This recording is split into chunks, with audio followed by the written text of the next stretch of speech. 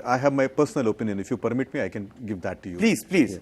So I feel, you cannot use the word called as mandatory, because the moment you have something called as compulsory and mandatory, then the basic ethos of the democracy will be challenged. Rather, what we can do is use two things. Incentivize it. Like, for example, you say, okay, if you go there, then how much do you get? Some kind of incentive as a BPL card holder, or what rebate do you get in your taxes if you are a taxpayer citizen? So that kind of incentive can be there. Two, I think we as politicians, we as policymakers failed all these 7 decades if we could not encourage 125 crore people, if we could not encourage. So I think that is our failure. So we should come together irrespective of the political class and do it. One point, what a coincidence. Today I was talking to one of my colleagues in my office, and we were talking about how unfortunate is this country. We are a country who has its own population as refugee. So we have Kashmiri Pandits who are refugees, and they cannot participate, in election because they are not staying in that particular constituency. And what happens is, that's why you see number of percentage of the votes which are casted there is less, and then there is no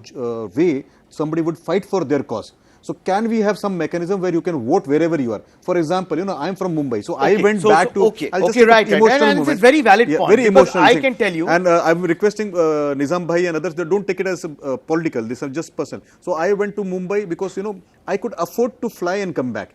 Yes. But what about my brothers and sisters? So there are 4 types of people who don't vote. And if you permit me, I'll tell you the 4 types of people. The first category, which is the worst category, is did not vote for fun, or he was lethargic. So he was in the constituency, everything was henky-dory, but he chose to not to vote because then he wanted to have fun. Second category is did not vote as emergency at hand.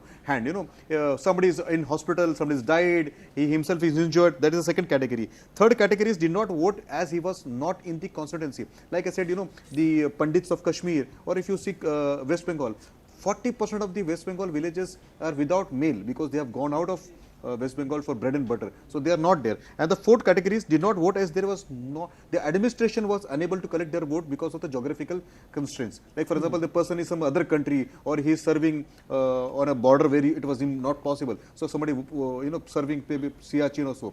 So let me go one by one. The fourth one, where geographically restraint is there, that we can handle it later on.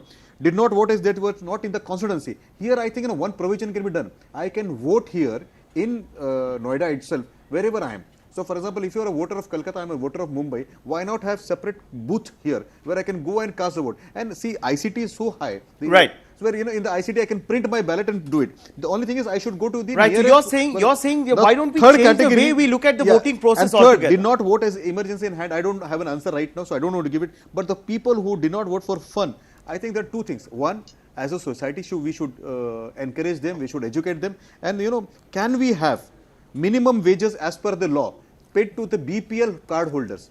Many of the BPL card holders, they don't go to vote because if they go to vote, what would they eat? So I think we should be sympathetic and we should say, okay, fine, we will pay you what is prescribed as to be minimum wages. And those who are taxpayers, we can think of giving some incentive. Okay, fine. But then again, this